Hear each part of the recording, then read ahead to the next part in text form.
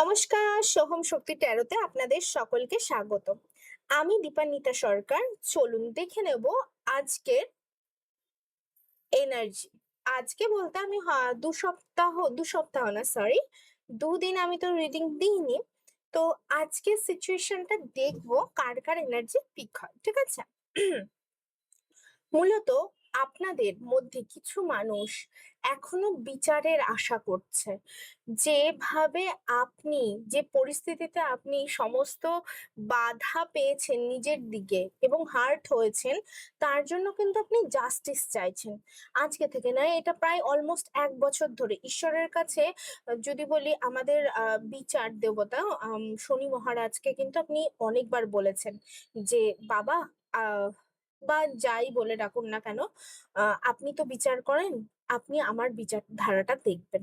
তো এটা কিন্তু আপনাদের মধ্যে ছিল। প্রায় অলমোস্ট ১ বছর ধরে আপনারা এই আ হার্ট যে হার্ট করেছে যারা, তাদের এই সিচুয়েশনটাই কিন্তু আপনি ভুক্তভোগী। কিন্তু আপনি এই সিচুয়েশন এ থেকেও নিজের ইনটিউশন পাওয়ার কে কাজে লাগিয়েছেন। ভেবেছেন হয়তো স্টেবিলিটি আসবে।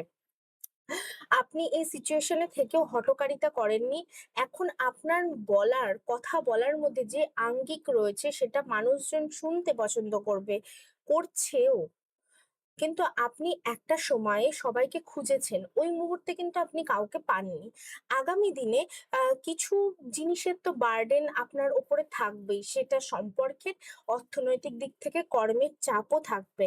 আম আর যদি বলি এটা পার্টিকুলার কয়েকটা সম্পর্কের ক্ষেত্রে, হ্যাঁ, সেই সম্পর্ক কিন্তু মৃতপ্রায়। আপনি যদি এখনো জাজমেন্ট আশা করেন যে আমি একদিন না একদিন ফল পাবো, সে আসবে।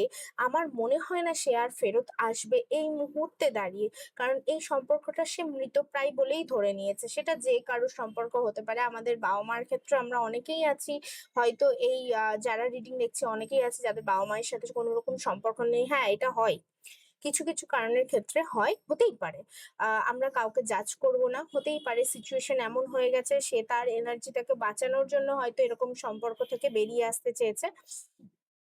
তো আপনারা এই সম্পর্কের মধ্যে যথেষ্ট ইনভেস্ট করেছিলেন। অনুভূতি প্লাস যদি বলি টাকা-পয়সা সমস্ত দিক থেকে আপনারা ইনভেস্ট করেছিলেন। কিন্তু রীতিমতো আপনারা কি পেয়েছিলেন? ওভারবার্ডেন। আর কিচ্ছু না। জীবনের সমস্ত জিনিসের প্রতি আপনার এতটাই কর্তব্যরত হয়ে গেছিলেন যে এই চাপটা আপনি আর ঘাড় থেকে নামাতে পারছেন না বর্তমান মুহূর্তে। তাও আপনি আপনার ইনটিউশন এর মাধ্যমে বুঝতে চাইছেন যে আপনি কোন দিকে যাবেন।